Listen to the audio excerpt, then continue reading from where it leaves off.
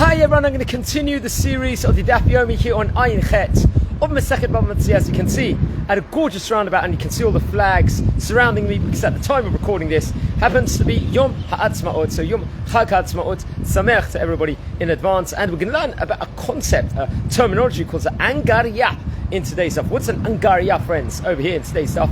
We know that it was very common back in the day that we're talking all about renting animals, renting a donkey specifically in these terminologies. People rent animals. They didn't have cars like in nowadays where people will lease a car or rent a car. So people will rent an animal for work, what it might be for traveling purposes, for many, many different purposes. But friends, we're going to see in today's page that there's this concept of the Angaria. What's an Angaria? Someone might own an animal and be renting it out to someone else, and there's a certain contract between those two people. Okay, yes, that's for sure.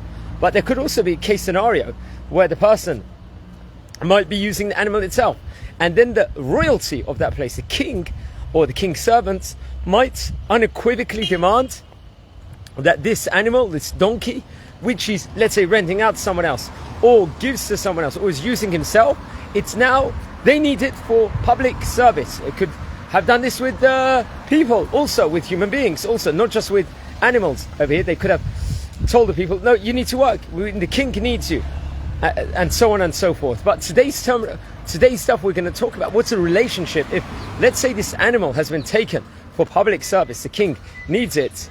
Now, what do we do with in regards to this specific animal? Now, who is going to be responsible if, let's say, the animal gets injured or the animal might break its leg? So the Talmud in today's stuff here on 78 is going to discuss these different situations that goes on, because it was very, very common practice in many of the countries back in the day where they would say, no, we need to take this animal, we need to take this possession of yours, we need to take him to work for us. It wasn't a case of where you can decide. It wasn't what to do. It wasn't like maybe the luxuries we have in modern day. In those days, it could be forced upon a person.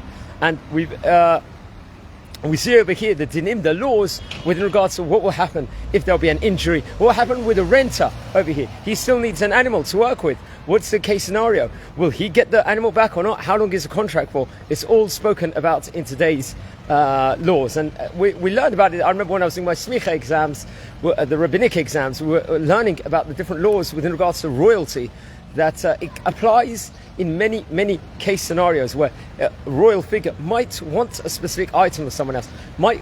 We use it as a terminology, a definition within regards to if something is potentially you are able to eat. Will Malchut, will the royalty eat such a thing or not? These are different boundaries and different limits that is used all throughout the Code of Jewish Law and the Shulchan Aruch, and so on and so forth. But today we're seeing a forced something forced upon it. And also, as I'm teaching the laws of Shabbat, the Yalkut Yosef, also a lot of times we talk about case scenarios where it could have been that the kings would have confiscated different items from someone else, utensils from other people, let's say, for example, or requested, maybe they're doing a fancy thing and someone owns fantastic cutlery. They will say, no, we want to take this.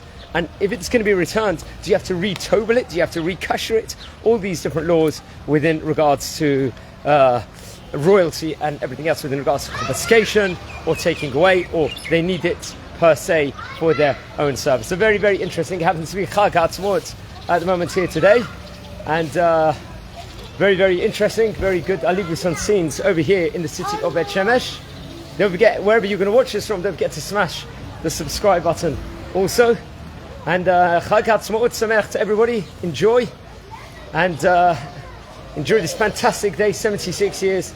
And may we see the rebuilding of the third Bet HaMikdash ASAP coming now. B'mehera b'yameinu. Amen. And just enjoy and brachot here from Israel.